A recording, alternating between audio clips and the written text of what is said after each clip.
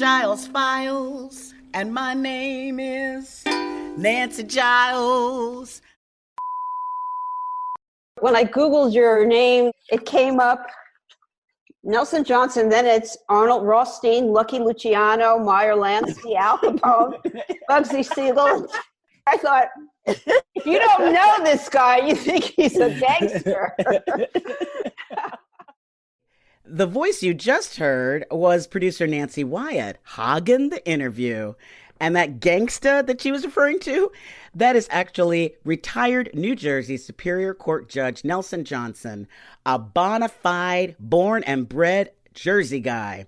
He's an avid reader, he's a lawyer, and he's an author best known for his New York Times bestseller, Boardwalk Empire, The Birth, High Times, and Corruption of Atlantic City. His book inspired the critically acclaimed HBO series. Judge Johnson's other books include The North Side, African Americans and the Creation of Atlantic City, and Battleground, New Jersey, which is another real-life political drama, which we're going to talk about later. I'm dying to hear what it was like for you to have gone from writing this cool book, Boardwalk Empire, and then seeing it turned into a television series. That must have been a pretty wild ride. It was. My wife and I had a whole lot of fun during the course of the 5 years.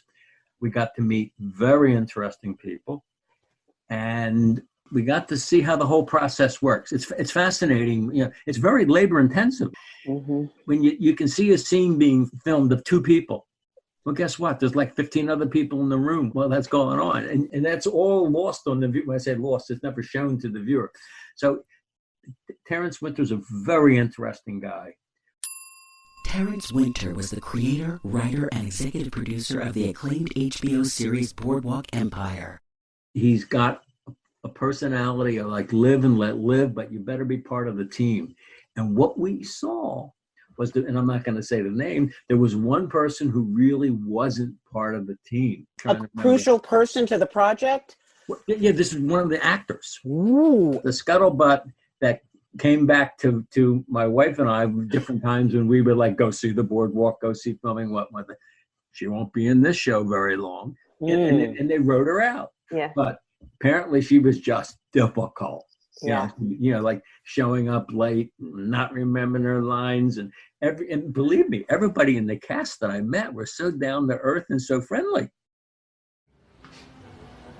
As I was saying, I'll do 500 cases a month of rum. Plus, I need to stop you. I won't be selling you alcohol anymore. Things have changed. How come? It's not really your concern. Exactly the kind of high-handed attitude that makes it... I've got friends in politics, highly placed friends. As a favor to them, and for my own peace of mind, I prefer to simplify things. Well, I got money, you got booze. What could be simpler than that? That I sell to one buyer only. Effective immediately, I'll be exporting exclusively from Atlantic City to Mr. Rothstein. If you'd like, you can buy directly from him. At a 50% markup. Well, you could always buy from Brooklyn. Beloved. Peg leg Lanigan. Those patties won't sell to Italians. Sorry, boys. New year, new rules. How does writing a law brief, how do you find that different from writing one of your books? Because you're writing in your books, it's very narrative. It's dramatic. It always comes from the character. Thank you. How did you make that switch and develop that narrative style? A lot of misstarts, a lot of failures, a lot of rewrites. Writing is rewriting. If you think of it any other way, then you're never going to become a writer. You have to be prepared. You can't fall in love with your own words. And writing for the court is very different than trying to write for a general audience, because with the court, you have a single focus, which is getting your client's position across to the judge or to the jury and make them embrace your position. So it's much more persuasive. There's nothing objective about it. You're pitching. You're trying to convince them, I got the right position. I need you to support it. And with a jury, again, hopefully after a decent selection, you got a good feel for who these jurors are, and you tailor your message to them, no matter what the case may be. So it's a very narrow sort of message. When I'm trying to write a history, I'm trying to be as objective as possible and tell a good story that will captivate the reader's interest. And within the story, there's a lot of other stories, and there's an overarching theme.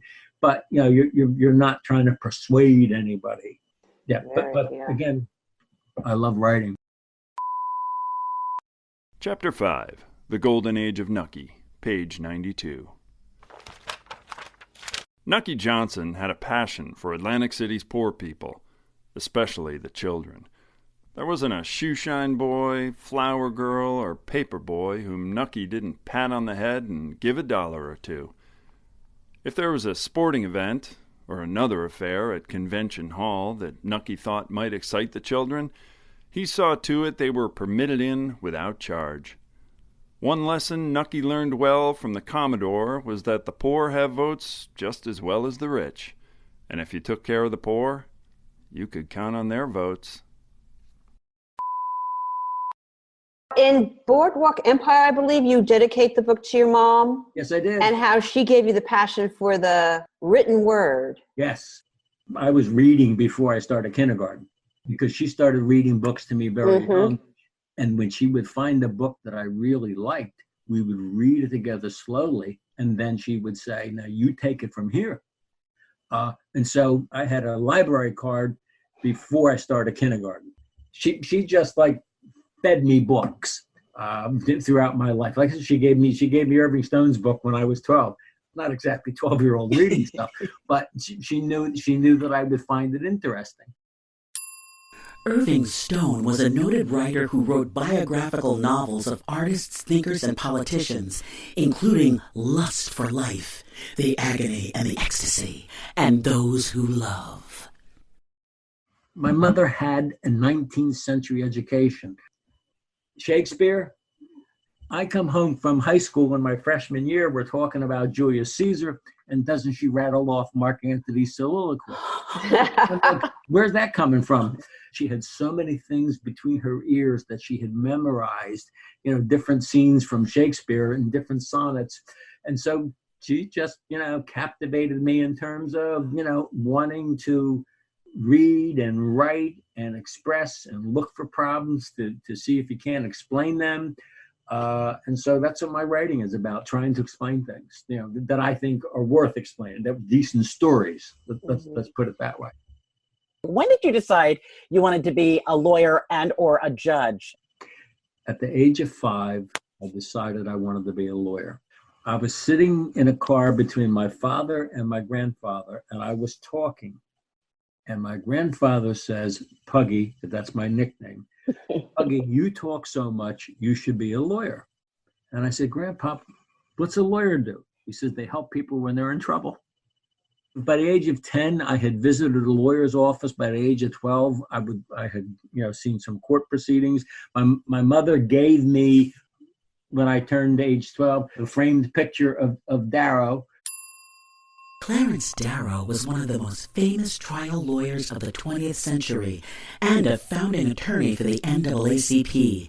He defended everyone from death row cases to poor folks, big corporations, big labor, and famously defended the right to teach the theory of evolution. So Darrow, he was always in my head. And in terms of becoming a judge, I wanted to become a judge earlier in my life, but I had 3 kids to educate. So all 3 of them wound up going to expensive private universities. And so Dad's treading water because I want to become a judge, but also know it's going to be a pay cut. So, wow, really? That's something I never realized. It was a big pay cut, but I was thrilled to do it. I was thrilled to have 13 years of my career end that way. It was a joy.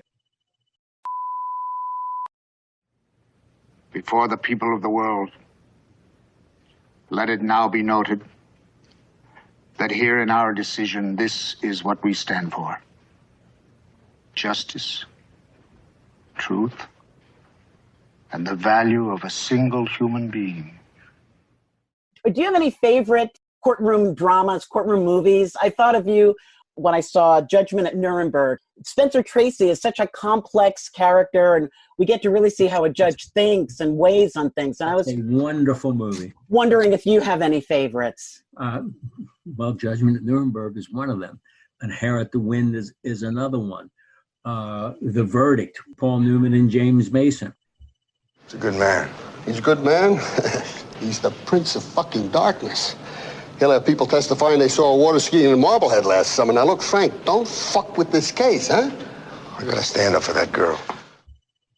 I tried a case as a young lawyer against a lawyer in a medical malpractice case where he was called by the local bar the Prince of Darkness, which is the same name that was given to James Mason. He played the defense counsel. You've sworn today that the patient ate 1 hour before admittance. 4 years ago, you swore that she ate 9 hours before admittance. All right, which is the lie? And in that movie, Milo O'Shea is such a jaded judge. He seemed to be completely on James Mason's side. Yes. You know, it was surprising to see. It's unusual. Let's talk a minute. Frank, what would you and your client take right now, this very minute, to walk out of here and let this damn thing drop? My client can't walk, Your Honor. I know full well she can't, Frank. You see the padre on your way out. He'll punch your ticket. You follow me? I'm just trying to help you. When people put on robes, they understand that that robe is to conceal their personal, when I say conceal, to simply cover their personal identity, and they're now the law. That's all. And the focus is not about them or anybody else, but it's about doing the right thing in the courtroom. It's the rare judge that doesn't understand that. Even I don't like elected judges. I think it's a poor system. Mm-hmm. But even judges who are elected understand. Hey, I've got big responsibilities now. People have to leave my courtroom knowing they were treated fairly. I despite all the stuff that I was doing on the bench, I asked to do small claims as often as I could, because I really like the challenge, because the people who insist upon a trial and small claims, they are creme de la creme of belligerent people. They usually wind up settling. And so, because we have a good staff that helps mediate and arbitrate and get them to settle. So the ones that don't settle, they're going to be tough. And my goal always was to get the loser to leave knowing that he or she was treated fairly. I don't think I batted 500. I don't think I did. But the challenge of doing everything you could to let them know, I heard you, I understood you, I gave proper weight to all your evidence. And so I really enjoyed it. Listen, is that why you think that these court shows are so popular? Oh, God, yes. Yes, they are. I wish people could see more of what goes on sometimes in the courtroom, because it's a real learning experience. I used to talk with all the jurors after a verdict, and I learned so much from them, but they learned so much through the process just by seeing how it works. And I always wanted them, because I did about 250 jury trials, I always wanted the jurors to know, hey, the courthouse doors are open for you. If you have a problem, don't go to the closet and get the Louisville Slugger or the AR-15. Bring your problem here, and we'll help you solve that problem. And so that was the message that I always wanted to get across to jurors. And can I just ask about being a judge? Because I guess depending on how it works, sometimes a person's appointed, sometimes you run. How did it work for you? New Jersey system, as a result of the 1947 Constitution, is that all judges are appointed. We have a spoken, but not legal. We have a spoken tradition of making sure the court is never lopsided. So they definitely keep account of how many Republicans, how many Democrats, and you don't get into a situation where you have a court that's lopsided. It would be so smart if the U.S. Supreme Court would follow New Jersey's example.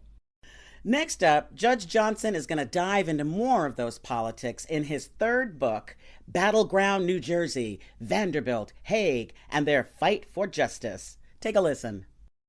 Every time I write a book, I have to convince myself that it's a story that, when I say I have to convince myself, I have to be satisfied that it's a story nobody else has written. Because if it isn't, look, Abraham Lincoln is my secular god, but would I write a book about Lincoln? Forget about it.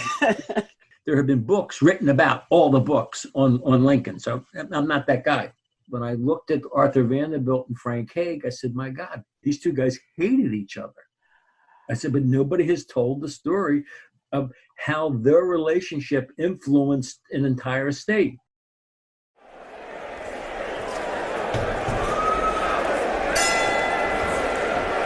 In this corner, Arthur Vanderbilt, the book-smart law geek who rose to become the dean of New York University's law school and president of the American Bar Association. I'm all about court reform and voter mobilization. I'm extremely legit. And in this corner, Frank Hague, a street-smart 6th grade dropout. Yeah, so what? Cunning and manipulative, who accumulated a fortune and political power through extortion and lawlessness. Sometimes, I gotta break some legs to make good stuff happen. According to Judge Johnson, both men exuded an intensity that either attracted people or repelled them. Both craved power to bend the world to their vision, and both were ruthless. Vanderbilt when he had to be, and Hague because he knew no other way. Their street fight led to legal reform, transforming New Jersey's court system into one of the most highly regarded in America.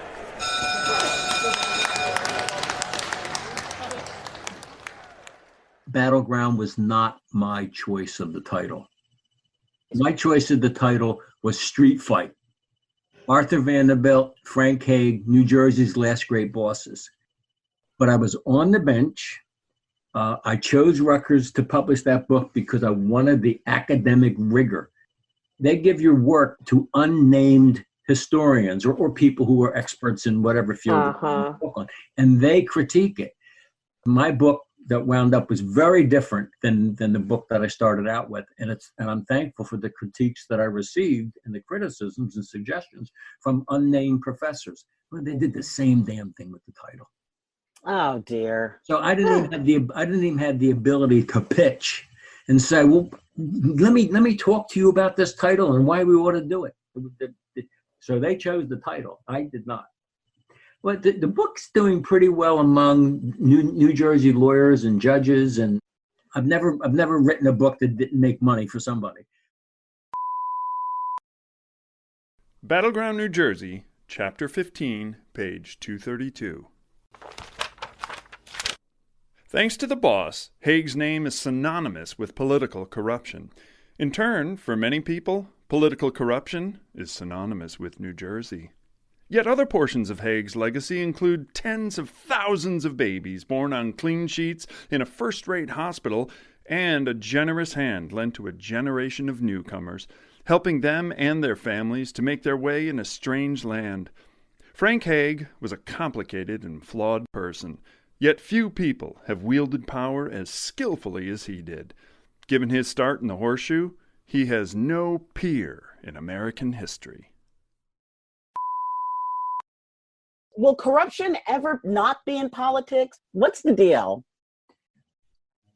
There's presently a ruling class that is very happy with the situation. And by the ruling class, I'm talking about large donors. I'm talking about lobbyists. I'm talking about ranking members of Congress. They're very happy with the status quo internally. They may be unhappy with some of the politics that are happening in the nation, but they're very secure and comfortable in the status quo. I think the status quo is only going to change slowly. And one of the ways that I think we can begin that process is through requiring everybody to serve the country for a couple of years. They'll look at the country very differently. They'll become owners and serious participants rather than observers. A lot of people are just observers. And will we ever get corruption out completely? No. It's human nature, I think. I'm sorry to say. That's who we are. As tribal as it seems like the Republicans are now, is there a future where maybe Mitch McConnell actually cooperates with Democrats, or I need to believe in something. I'm Look, Biden is as old school as they get in terms of being able to work with everybody. And my hunch is he's going to sit down with Mitch McConnell and he's going to say, we're in our twilight years. We both need to be concerned about our legacy. There's things we both need to be done for the country. And you're going to tell me there's things that needs to be done for Kentucky. And we're going to figure this out together. I really think that's going to happen. Yeah. The person he chose as a running mate, absolutely brilliant. She almost hides her brilliance because it scares some people when a woman's smart. And a black woman being smart is even scarier for some people. People can't handle it. She has, for me, it's endearing. And I don't know how other people deal. My mother had an affectation of when she was a tiny bit nervous, she would sort of smile and laugh. Have you noticed? Yes. Kamala Harris does the same thing. Yeah.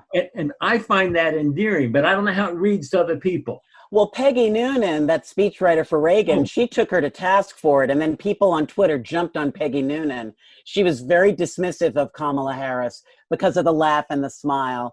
And Nancy Wyatt and I have talked about it, that road when you're a black woman and how you have to kind of temper your anger and make it work in other ways to work against that angry black woman trope. You walk in the room and it's like, oh, she's angry. She's angry. Exactly. Uh-oh, what now? I mean, just in editorial meetings, oh, Nancy, you're overreacting. Right. No, I'm not. I'm dealing with the facts. Okay, calm down. Calm down. That's another one. Frustrating. Or it's not always about race. Yeah. It's not always about race. So next up, Judge Johnson talks about a great idea he calls the Universal National Service. It's a really cool way to bring people together and help heal our divided nation. I really do believe that if we bring our young people together from all parts of the country, they will begin looking at each other very differently. I mean, there are people who grow up in Alabama who will never meet anybody from Washington State. Yeah. There are people in Alaska who will never meet anybody from New Jersey. And so if you force them to come together, they'll see that we have far more in common than we do that divides us. And maybe people will start treating each other with a little bit better respect. We're in a very bad spot in American history right now. It's a daunting task. You almost have to sit back and say, okay, how are we gonna implement this? Right. It's a great idea. But yeah. How do you make it mandatory, especially in the climate we're in now? Yeah, with so much division. Where a lot of Trumpers are going to say, I'm not doing that. Yeah. Well, I understand that. The first step would be a joint resolution of Congress. And I have good reason to think that the Problem Solvers Caucus would introduce it to the House. If it got a vote, then the question could be, could you get a vote in the Senate? In the Senate. My mindset is that if I can get it before Congress, they may simply say, listen, doesn't cost us anything to throw this idea out there. Let's see if there's 38 states that would buy into it. Run it up the flagpole. That's what it's going to take. Yeah. But I do know that I'm going to need the support of like a Pew Foundation, the Ford Foundation, the Carnegie Corporation. But with things as divided as they are right now, do you really feel like this mandatory universal public service could help bridge the divide?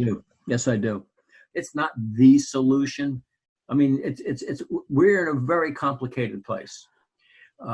Social media is a very big problem, and I think we will see the beginning of a solution to social media sometime in the near future.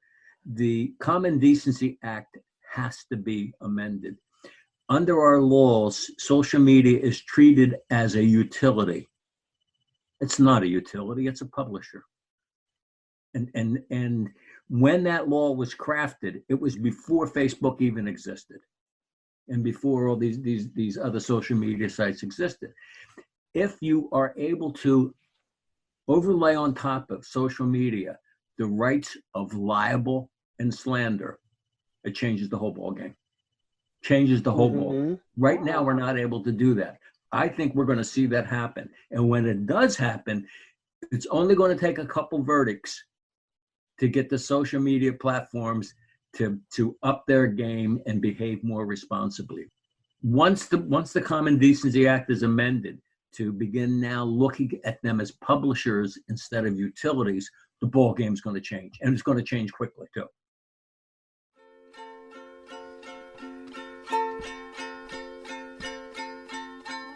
Well, that's our show. Thanks to our special guest, author, lawyer, and New Jersey Superior Court Judge Nelson Johnson. Check out all of his books, including his latest, Darrow's Nightmare, the forgotten story of America's most famous trial lawyer. You can find his books on Amazon.com or at your local bookseller. And you can also find the judge's TED Talk called Imagining Universal National Service on TED.com. We think it's a great idea. Special thanks to our friend, the actor Patrick Bowl, for his hilarious voices and dramatic readings. We love you, Patrick! You can find out more about Patrick on his website, patrickbowl.com. The Giles Files was created by Nancy Giles and Nancy Wyatt, produced, directed, and edited by Nancy Wyatt, and recorded at our luxurious studios in Weehawken, New Jersey. We'll be back soon with another boffo edition of The Giles Files, okay?